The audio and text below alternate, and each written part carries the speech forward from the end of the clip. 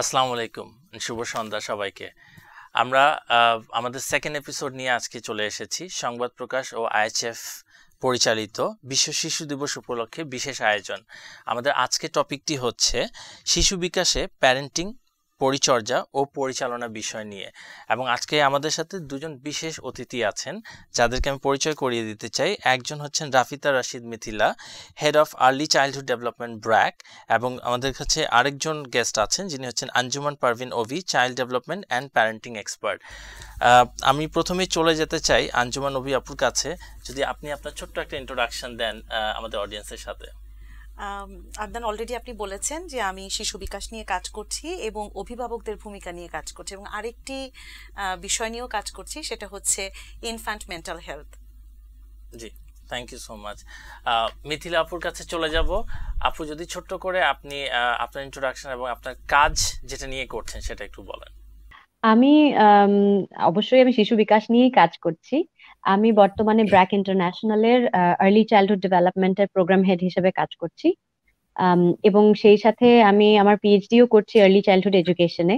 তো মূলত আমার কি বলবো, আমার প্রফেশন, প্যাশন সবই চাইল্ড ডেভেলপমেন্ট রিলেটেড। জি, থ্যাংক ইউ সো মাচ আপু। এখন আমি অভি আপুর কাছে চলে আসব আমাদের প্রথম প্রশ্নটি নিয়ে।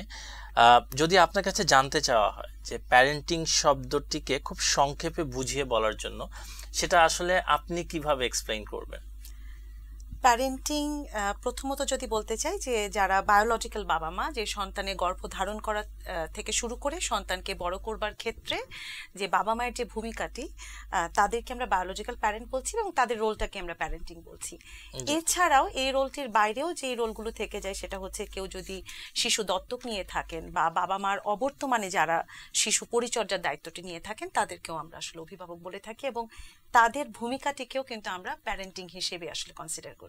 আচ্ছা, আমি যদি জানতে চাই আসলে কি কি ধরনের, আসলে প্যারেন্টিং তো একটা it's an experience, right? And আমি যদি একটা স্কিল সেটের ব্যাপারে বলি, যদি একদম খুব স্পেসিফিক কয়েকটি জিনিস বলি, সেটা আপনি কিভাবে আর কি দেখেন বা কিভাবে একটু বুঝাবেন? প্রথম যে জিনিসটি বুঝতে হবে সেটা হচ্ছে হিউম্যান ডেভেলপমেন্ট প্রসেস। কারণ আমরা যখন বাবা মা হচ্ছি, আমরা একটি মানব সন্তানকে আসলে ধারণ করছে মা গর্ভে, এবং তাকে বড় করবার যে পুরো প্রক্রিয়াটি, সেটার সাথেই কিন্তু বাবা মা জড়িত থাকছেন প্রাইমারি লেভেল, একেবারে প্রাথমিক পর্যায়ে। তো প্রথম যে জিনিসটি বুঝতে হবে সেটা হচ্ছে যে হিউম্যান ডেভেলপমেন্ট এবং চাইল্ড ডেভেলপমেন্ট অবশ্যই। এবং আরেকটি জিনিস আমার মনে হয় মনে রাখতে হবে আমাদের সকলকে, এবং এই প্রোগ্রামের মাধ্যমে মেসেজটিও দিতে চাই যে হিউম্যান ডেভেলপমেন্ট বলি বা চাইল্ড ডেভেলপমেন্ট বলি, পুরো বিষয়টি কিন্তু একটা বৈজ্ঞানিক প্রক্রিয়া। তো এইটাকে আমরা যত সহজভাবে ধরে নেই বা যে সহজ একটা প্রসেসের মধ্যে দিয়ে আমাদের যেতে দেখা যায়, সেই জায়গাটি থেকে আসলে আমাদের বের হয়ে আসার একটা সময় হয়েছে। তো প্রথমত যদি বলি যে শিশু বিকাশ এবং মানব বিকাশ সম্পর্কে জানা এবং এই বৈজ্ঞানিক পদ্ধতিগুলো সম্পর্কে জানা, তার পাশাপাশি হচ্ছে যে সামাজিক যেই ভূমিকাটি আমাদের কালচার থেকে আমাদেরকে দেওয়া হয় বা জাতিগতভাবে আমরা যে কালচার থেকে যে জিনিসগুলো পাই, সেই জিনিসগুলো সম্পর্কেও আসলে ধারণা থাকা, স্বচ্ছ ধারণা থাকা। That's great. সো আমরা এই যে সোশ্যাল অ্যান্ড সায়েন্টিফিক যে প্রসেসটা হয় প্যারেন্টিং, এটা সম্পর্কে আরেকটু জানবো। বাট যেহেতু যে কোনো শিশুর আসলে বিকাশটা খুব ছোট্টবেলা থেকে শুরু হয়, সো একেবারে হ্যাঁ, সো আমি এই জন্য চলে যাব মিথিলা আপুর কাছে প্রশ্নটা নিয়ে, যে আপনি যেহেতু আর্লি চাইল্ডহুড নিয়ে কাজ করে আসছেন অনেক দিন ধরে, এবং আপনার মতে একজন পিতামাতার শিশুদের সার্বিক বিকাশে কোন কোন বিষয়ের উপর আসলে গুরুত্ব দেওয়া উচিত, এটা ব্যাপারে যদি একটু বলেন প্লিজ। শিশুর বিকাশটা যেটা একটু আগেই আপনি মেনশন করেছেন যে একেবারে গর্ভাবস্থা থেকেই কিন্তু শুরু হয়, কনসেপশন থেকে। বার তো আমি বলবো না, যখন শিশু মানে গর্ভে আসছে তখন থেকেই শুরু হয়।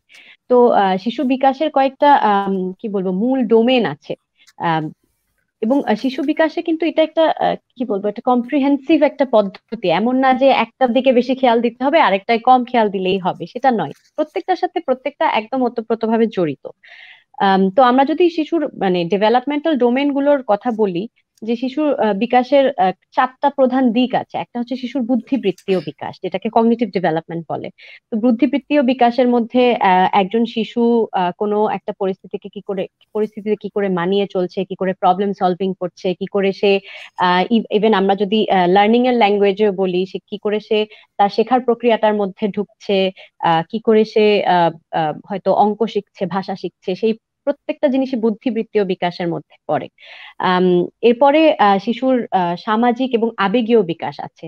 সামাজিক এবং আবেগীয় বিকাশটা নিয়ে আসলে আমার মনে হয় সবচেয়ে কম কথা হয়, বা সবচেয়ে কম আলোচনা হয়, বা সামাজিক এবং আবেগীয় বিকাশ নিয়ে আমরা অতটা বেশি, বাবা মায়েরাও অতটা অনেকটা অবগত থাকি না। কিন্তু এই সামাজিক এবং আবেগীয় বিকাশটা অ্যাটলিস্ট বর্তমান সামাজিক পরিপ্রেক্ষিতে আমার মনে হয় যে অনেক বেশি জোর দেওয়া প্রয়োজন। সামাজিক এবং আবেগীয় বিকাশ হচ্ছে কোনো একটা সামাজিক পরিবেশে হয়তো একজন শিশু কি করে বন্ধুত্ব করছে।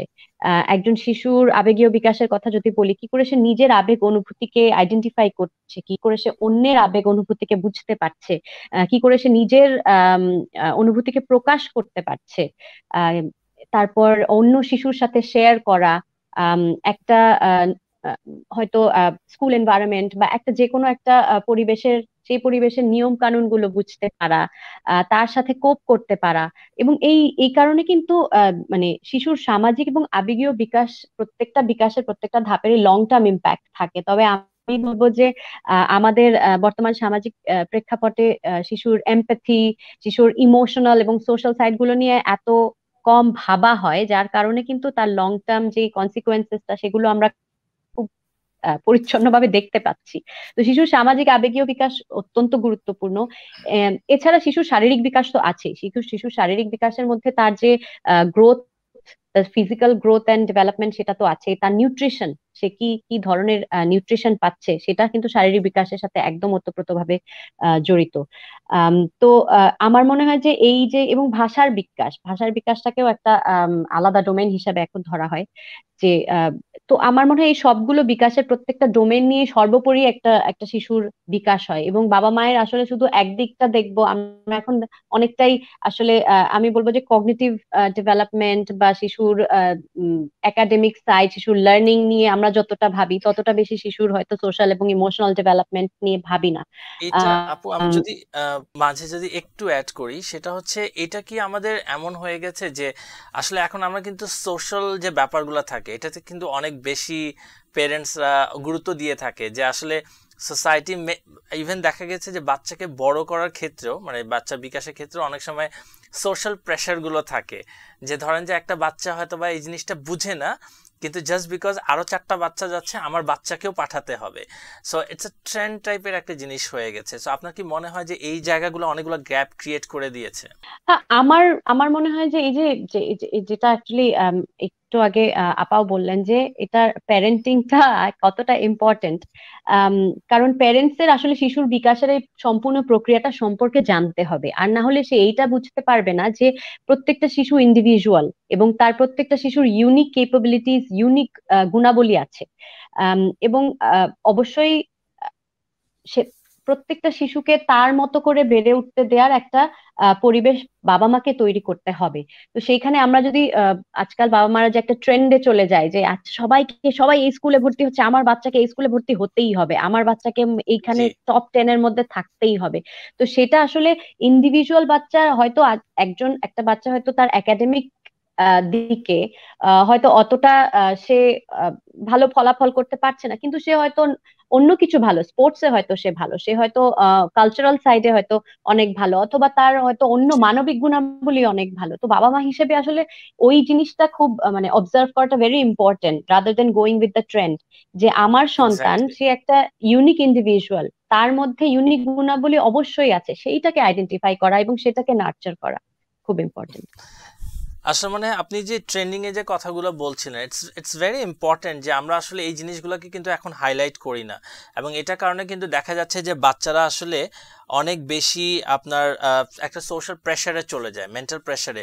সো ওই থেকে আমি আসলে অভি আপুর কাছে একটা কোয়েশ্চেন বলবো যে অনেক সময় বাচ্চাদের মধ্যে ওই যে সোশ্যাল অ্যাংজাইটিটা দেখা যায়, হ্যাঁ, বা দেখা দিতে পারে। সো বিশেষ করে যে করোনা পরবর্তীকালীন সময় বা করোনার সময় মানে যখন হচ্ছে এই ধরনের প্রবলেমগুলো কিন্তু আরো অনেক বেশি বেড়েছে। সো এইটা যে শিশুদের উপরে কি ধরনের মানসিক, শারীরিক এবং সোশ্যাল মানে বা সামাজিক বিকাশটা বা প্রভাবটা পড়ে, এটা যদি আপনি একটু বলেন প্লিজ। সোশ্যাল অ্যাংজাইটিটা হওয়ার পেছনে যে কারণটি সেটি বলতে চাই, এটাও কিন্তু ভ্যারি করে, চাইল্ড টু চাইল্ড ভ্যারি করতে পারে, সকলেরই যে হবে এমন কোনো কথা নেই। কিন্তু 2 বছর বাড়িতে থেকে তারপর যখন তারা বের হচ্ছে, বাইরে কোথাও আসছে, তখন কিন্তু তাদের মধ্যে এই সোসাইটিতে মিঙ্গল করা বা কারোর সাথে মেলামেশা করা বা কারোর সাথে দেখা হবে, এই দেখা হওয়াটাও তার জন্য একটা অ্যাংজাইটির ট্রিগার হতে পারে। তো এই জায়গাগুলোতে বাবা মায়ের যেটা করণীয় সেটা হচ্ছে যে খুব কাম থাকা এবং সময় দেওয়া এবং আগে থেকে বলা। যেমন 1 সপ্তাহ আগে থেকে যদি আমরা তাকে বলতে পারি যে অমুক দিন আমরা বাড়ি থেকে বের হব বা বাড়িতে গেস্ট আসবে এবং আমরা তাদের সাথে এতটুকু সময় কাটাবো বা বাইরে যাচ্ছি এভাবে সময়টা কাটাবো, তাহলে আসলে অ্যাংজাইটিটা ম্যানেজ করা বাবা মায়ের জন্য যেমন অনেক ইজিয়ার হবে, যেই শিশুটি আসলে অ্যাংজাইটিতে ভুগছে তার জন্য অনেকটা সহজ হয়। ওকে, কিন্তু এটাকে একটা স্বাভাবিক প্রক্রিয়া হিসেবে আমরা ধরে নিতে চাই, এটাকে আমি কোনো এই ডিসঅর্ডার ধরনের জিনিসগুলোকে নিয়ে আমরা কথা বলি সচরাচর। মানে আমি যদি একদম পেরেন্টসদের মধ্যে বলি, আপনিও একজন মা, এবং আমি যদি একদম পেরেন্টসদের মধ্যে কি এই ধরনের কোনো ডিসকাশন গুলো হয়ে থাকে? খুব কম। আমাদের আসলে এই প্যারেন্টিং নিয়ে বা শিশু বিকাশ নিয়ে যেই জায়গাগুলো আছে, যারা হেলথ প্রফেশনালসরা আছেন, যে সন্তান যখন জন্ম হচ্ছে তখন থেকে কিন্তু প্যারেন্টসদেরকে একটা গাইডলাইন প্রোভাইড করা উচিত। জি, সেই জায়গাগুলোতে সো কিন্তু আমাদের আমাদের একটা এই গ্যাপ রয়ে এই গেছে। কমিউনিটির ঘাটতি আছে। আমার মনে হয় যে তাহলে যদি একটা কমিউনিটি ক্রিয়েট করা যেতে পারে Right. যেখানে we discuss about the parenting and our own experience, আমার মনে হয় সেই জায়গায় এই প্রবলেমগুলো থেকে নিজেদের আমরা এক্সপেরিয়েন্স না, আমি বলবো একেবারে প্রফেশনাল সাপোর্ট এখানে দরকার। নিজেদের এক্সপেরিয়েন্স যখন আমরা বলবো তখনই কিন্তু সোশ্যাল প্রেশার চলে আসে, আচ্ছা, তখন কপি ক্যাট একটা ব্যাপার ওকে চলে আসে। ওই ওকে প্যারেন্ট এটা করছে, ওই ফ্যামিলিতে এটা হচ্ছে, তো আমার ফ্যামিলিতেও এটা হতে হবে। আচ্ছা ওকে। সে থেকে মানে যেহেতু অনেকগুলো পার্থক্য থাকে, আমরা সবসময় একটা ডিফারেন্সেস গুলো দেখি। সো মিথিলা আপুকে যদি জিজ্ঞেস করি আমি যে যেহেতু আপনি দেশে এবং দেশের বাইরে এই যে আর্লি চাইল্ডহুডটা নিয়ে কাজ করছেন, সো আপনি যদি খুব ছোট্ট করে বলেন যে হোয়াট আর দ্য ডিফারেন্সেস, মানে আপনি হয়তোবা দেখেছেন বা আপনি ফিল করেছেন এবং মনে করেন যে না আমাদের হয়তোবা দেশে এই জিনিসগুলো থাকলে আরো অনেক ভালো হতো। আম, আমার মনে হয় আমি যেহেতু বিভিন্ন দেশে শিশুদের সাথে কাজ করি এবং শিশুদের এবং বাবা মায়েদের সাথে এবং প্রফেশনালদের সাথে আমার দেখা করা, কাজ করার সুযোগ হয়েছে, আমি বলবো ডিফারেন্সের থেকে সিমিলারিটিজ অনেক বেশি। পৃথিবীর যেই প্রান্তেই শিশুরা থাকুক, শিশুদের আসলে এই বেড়ে ওঠার প্রক্রিয়াটা, শিশুদের এই জগৎটাকে আবিষ্কার করার প্রক্রিয়াটা, শিশুদের খেলাধুলার প্রক্রিয়াটা, শিশুদের যে অ্যাটাচমেন্ট বাবা মায় বা প্রাইমারি কেয়ার গিভারের সাথে অ্যাটাচমেন্টের প্রক্রিয়াটা, এগুলো আসলে একদম সিমিলার, একদম একই রকম। হয়তো আমরা মানুষ হিসেবে দেখতে ভিন্ন রকম হতে পারি বা অন্য ভাষায় কথা বলি বা অন্য ধরনের কালচারাল এনভায়রনমেন্টে বড় হই, কিন্তু মানবিক গুণাবলীর জায়গাগুলো একই রকম। তো সেই ক্ষেত্রে আমি বলবো যে শিশু এবং বাবা মায়ের ক্ষেত্রে অনেক সিমিলারিটিস ডিফারেন্সেস থেকে। তবে পার্থক্য বলতে হ্যাঁ, এক একটা দেশ এক এক জায়গায় পলিসির জায়গা থেকে, পলিসি প্রায়োরিটি যদি বলি আমি, আর্লি চাইল্ডহুড ডেভেলপমেন্টকে এক এক দেশ এক এক জায়গায় তাদের পলিসি প্রায়োরিটিতে হয়তো রাখছে। হয়তো কোনো কোনো দেশে কাজ বেশি হচ্ছে, যেরকম আমি বলবো ফার্স্ট ওয়ার্ল্ড কান্ট্রি গুলোতে হয়তো প্যারেন্টিং নিয়ে অনেক কাজ হচ্ছে এবং it's part of their even যখন একটা গাইনোকোলজিস্ট যখন একজন পেশেন্ট একটা হয়তো নতুন বাবা মার সাথে কথা বলতে শুরু করে, তখন থেকেই কিন্তু এই কনসেপশনের সময় থেকেই কিন্তু বাবা মায়েরা প্যারেন্টিং এর প্রক্রিয়ার মধ্য দিয়ে যেতে শুরু করে। এবং তারপরে যখন সেখান থেকে বাচ্চা যখন হয়, বাচ্চা হওয়ার পরে যখন পিডিয়াট্রিশিয়ানদের সাথে কাজ করে, তখনও কিন্তু বাবা মারা এই প্যারেন্টিং এর প্রক্রিয়ার মধ্য দিয়ে যেতে থাকে। এছাড়া বিভিন্ন প্যারেন্ট সাপোর্ট গ্রুপ আছে, সেখানে তারা যুক্ত হতে পারে, অনেক অনলাইন গ্রুপ আছে সেখানে তারা যুক্ত হতে পারে। তো তাদের কিন্তু একে তো হচ্ছে প্রফেশনালদের দ্বারা তাদের একটা ওরিয়েন্টেশন হচ্ছে প্যারেন্টিং এর, এবং প্যারেন্টিং আমি বলবো যে প্যারেন্টিং আসলে ওই আবেগ অনুভূতি যে যতটুকু তার থেকে অনেক বেশি ইম্পর্টেন্ট হচ্ছে প্যারেন্টিং একটা স্কিল, এবং সেই স্কিলটা অর্জন করা আমার মনে হয় সেটা সকল প্যারেন্টদের জন্য অত্যন্ত প্রয়োজনীয়। তো সেটা ফার্স্ট ওয়ার্ল্ড কান্ট্রিগুলো সেখানে হয়তো অনেকটাই এগিয়ে আছে। কিন্তু আমি বেশিরভাগ সময় যেসব দেশে কাজ করি, যেরকম আমি আফ্রিকার বিভিন্ন দেশে কাজ করি, সেখানে কিন্তু আর্লি চাইল্ডহুড ডেভেলপমেন্ট এখনো অনেকটাই একটা নতুন কনসেপ্ট, সেখানে প্যারেন্টিং কনসেপ্টটাও অনেকটাই একটা নতুন কনসেপ্ট। তো সেই সব আমি এই জন্যই বলবো যে হয়তো প্র্যাকটিসের জায়গা থেকে বা পলিসি প্রায়োরিটির জায়গা থেকে এক এক দেশ এক এক জায়গাতে আছে। এবং বাংলাদেশ আমি বলবো সেই একটা জায়গায় আমাদের এখন কম্প্রিহেনসিভ ইসিডি পলিসি আছে, আমাদের আর্লি লার্নিং ডেভেলপমেন্ট স্ট্যান্ডার্ডস আছে, আমাদের পলিসিগত জায়গা থেকে কিন্তু আমরা অনেকটাই এগিয়েছি। আমরা এখন 2 বছরের প্রি প্রাইমারি করার কথা চিন্তা করছি, আমাদের 1 বছরের প্রি প্রাইমারি ইউনিভার্সাল প্রাইমারি আন্ডারে চলে গেছে। তবে হ্যাঁ, যে প্যারেন্টিং এর জায়গায় একটা বড় গ্যাপ আছে আমাদের দেশে, যেটা নিয়ে এখন অনেকেই কাজ করছে। আর তবে আরো অনেক বেশি কাজ করা প্রয়োজন। এবং আন্ডার 5 এর যে গ্রোথ অ্যান্ড ডেভেলপমেন্ট নিয়ে, শুধু লার্নিং না, ওভারঅল যে গ্রোথ অ্যান্ড ডেভেলপমেন্ট, সেটা নিয়ে আমার মনে হয় প্রি স্কুলগুলোর কথা যদি আমি বলি, বা একদম রুরাল কমিউনিটিতে আমি যদি 3 থেকে 5 বছরের বাচ্চাদের খেলাধুলোর মাধ্যমে বিকাশ বা তাদের যে ওভারঅল গ্রোথ এন্ড ডেভেলপমেন্ট, সেটা নিয়ে কাজ করার অনেক অনেক জায়গা আছে। 3 থেকে 5 বছর, এখন পর্যন্ত আমাদের প্রি প্রাইমারি 5 থেকে 6 বছর, 3 থেকে 5 বছর এই গ্রুপটা অনেকটাই তারা আসলে হয়তো কোনো প্রাইভেট কিন্ডারগার্টেন যাচ্ছে, বা কিন্তু সেই প্রাইভেট কিন্ডারগার্টেন গুলো হয়তো দে আর নট ট্রেইনড, তারা অতটা হয়তো কি বলবো অভিজ্ঞ নয়। তো সেই জায়গায় অনেক কাজ করার জায়গা আমাদের। এই ক্ষেত্রে কি আপু আপনি মনে করেন যে স্কুলগুলাকে আরেকটু সচেতন হওয়া উচিত এগুলা বিষয়ে? মানে স্কুলগুলো তো অনেক গুরুত্বপূর্ণ একটা ভূমিকা পালন করতে পারে, কারণ আমার কাছে মনে হয় যে স্কুলের টিচারদের কথা হচ্ছে গিয়ে প্যারেন্টসরা অনেক বেশি শুনে।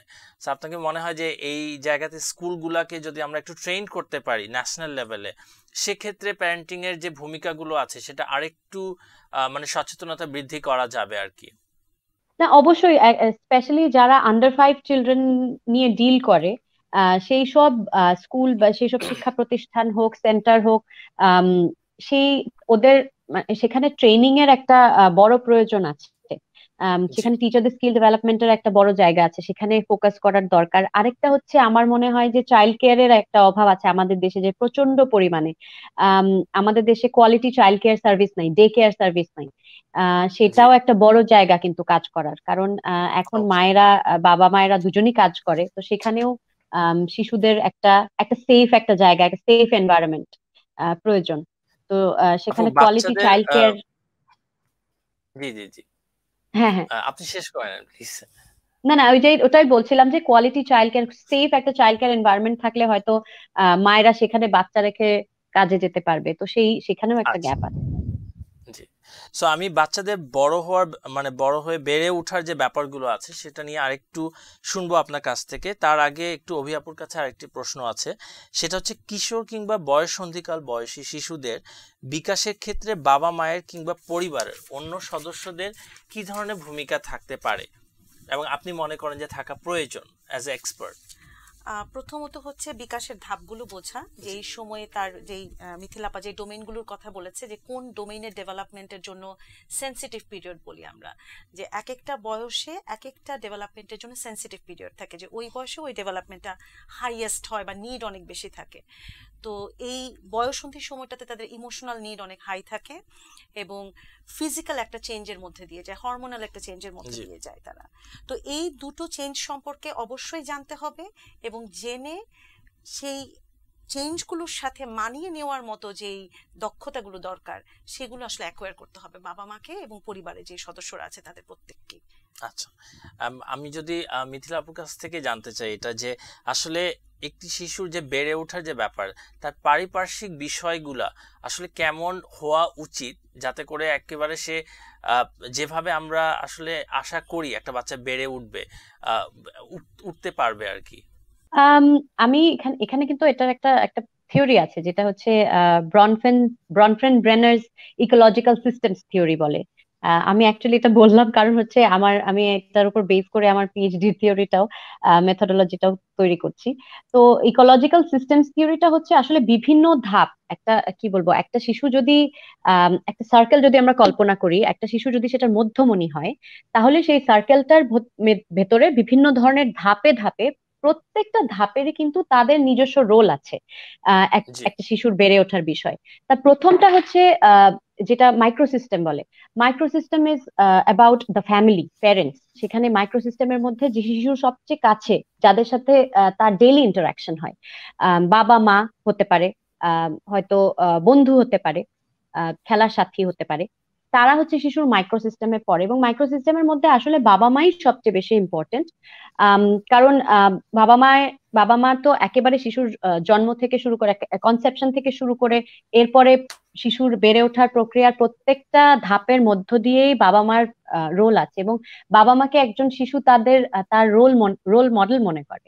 তো বাবা মার আচার আচরণ, বাবা মা কি করছে, সেটাকে কিন্তু শিশু সবসময় পর্যবেক্ষণ করে এবং সেরকম ভাবে অ্যাক্ট করারও চেষ্টা করে। তো সেই ক্ষেত্রে বাবা মা যদি নিজেকে রোল মডেল, মানে সে কিন্তু নিজের অজান্তেই তার সন্তানের রোল মডেল। তো সেই জন্য বাবা জি মাকেও তার আচার আচরণ, তার ব্যবহার এবং তার অ্যাক্টিভিটিস সবকিছু সেটা মাথায় রেখেই করতে হবে, কারণ তার সন্তান তার কাছ থেকেই শিখছে। এছাড়া শিশুর যে বেসিক চাহিদা মেটানোর দায়িত্ব তো অবশ্যই বাবা মায়ের। তো মাইক্রো সিস্টেমের পর এরপর মেসো সিস্টেম আছে, যেখানে শিশুর শিক্ষা প্রতিষ্ঠান আছে, শিশুর নেবার আছে। শিশু কিন্তু তার একটা সময় যখন স্কুলে যায়, তার টিচারকেই তার রোল মডেল ভাবতে শুরু করে হয়তো অনেকে। তারপরে জি তার নেবাররা আছে, তার আশেপাশে যারা থাকে, সেই পরিবেশ থেকেও কিন্তু সে অনেকটাই প্রভাবিত হয়, অনুপ্রাণিত হয়। তো সেখানে শিশুর নেইবারহুড শিক্ষা প্রতিষ্ঠান, সেটার দায়িত্ব আছে। তারপরে এর পরবর্তী ধাপগুলোতে আম, হয়তো একটা এ, শি- শিশুর প্যারেন্টের ওয়ার্ক প্লেস, স্কুলের গভর্নিং বডি, সেই সেই জিনিসগুলো যেটার দ্বারা আসলে শিশুর প্যারেন্টের ওয়ার্ক প্লেসটা অনেকটা ইম্পর্টেন্ট, কারণ সেটা প্যারেন্টের উপর প্রভাব ফেলে। এবং প্যারেন্টের উপর প্রভাব ফেললে সেটা অবভিয়াসলি সেটা শিশুর উপরও প্রভাব আছে।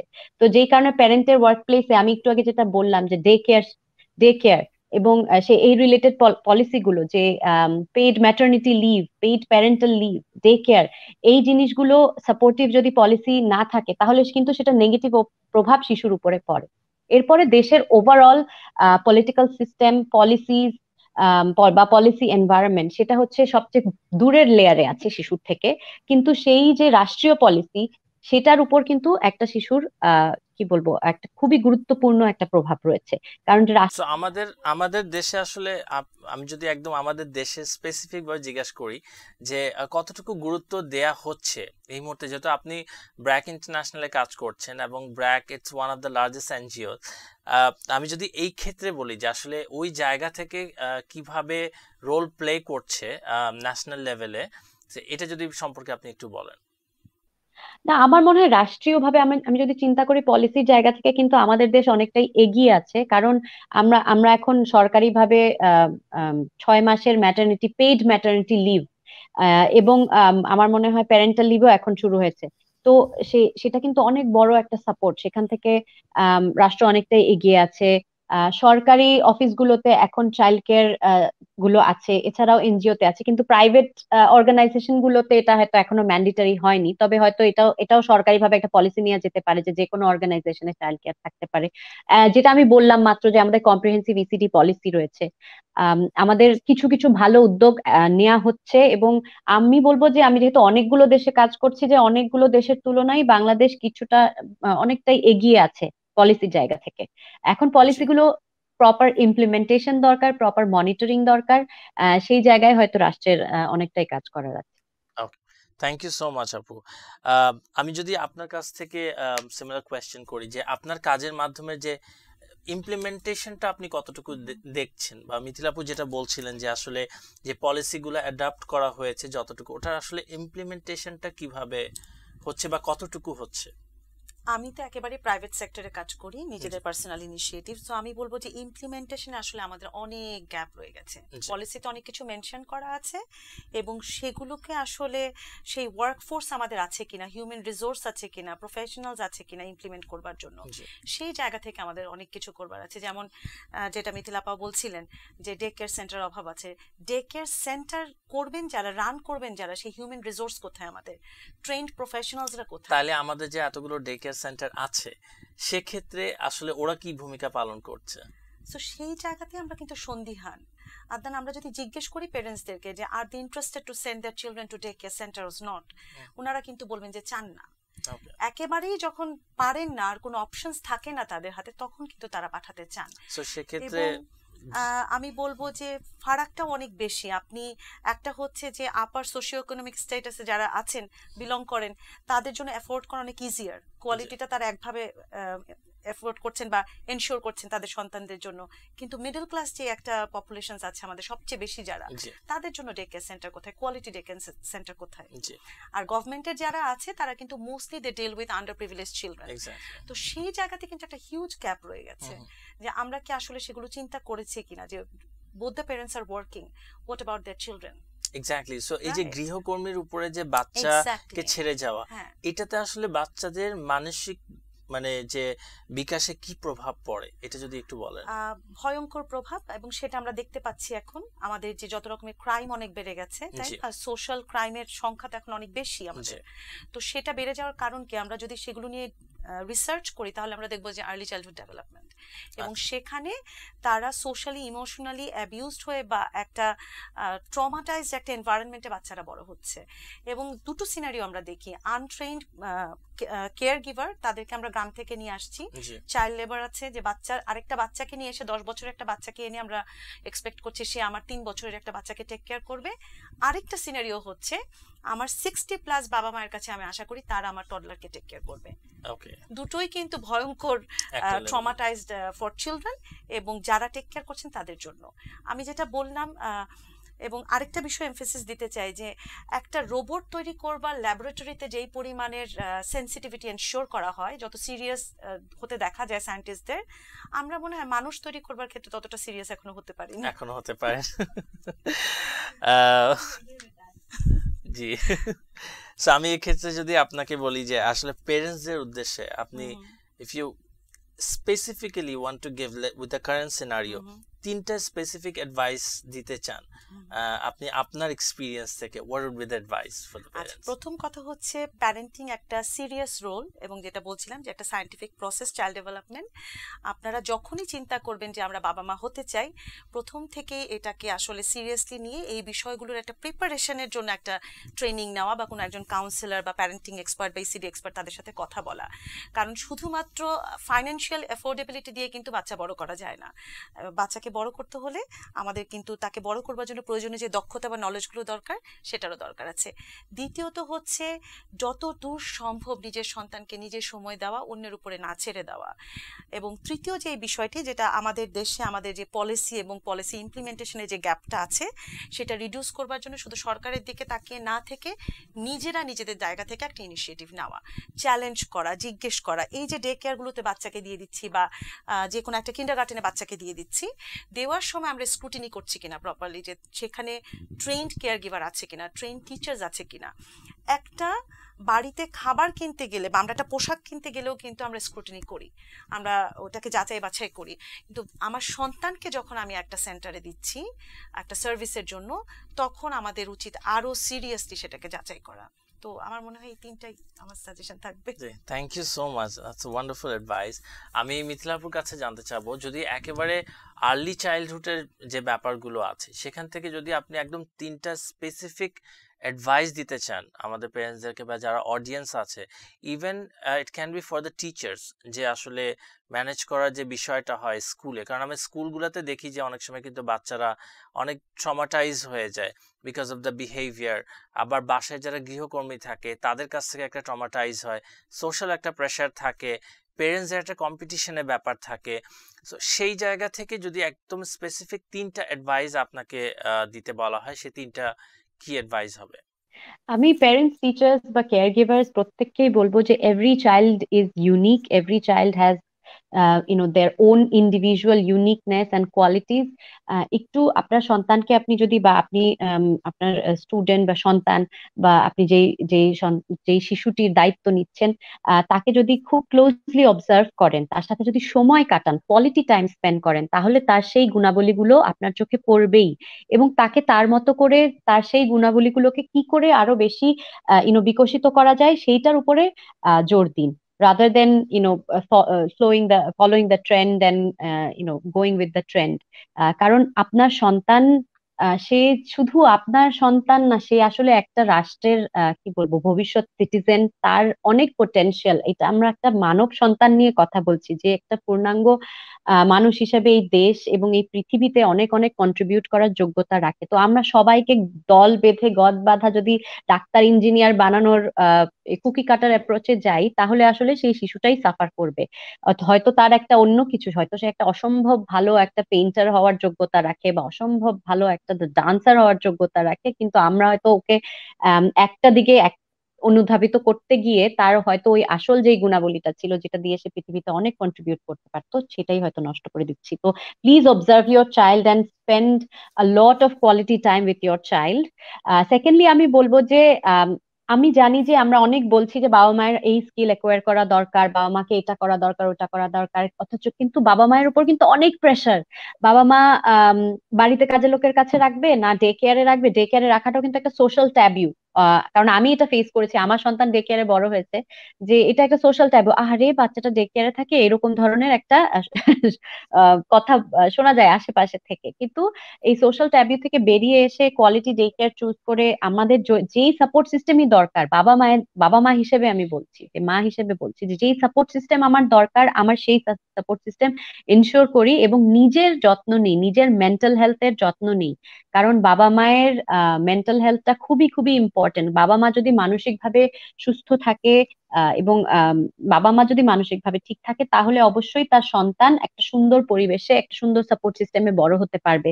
তো এটা অভিভাবকদের ইউনো মেন্টাল হেলথটার দিকে কেয়ার দেওয়াটা প্রচন্ড প্রচন্ড জরুরি।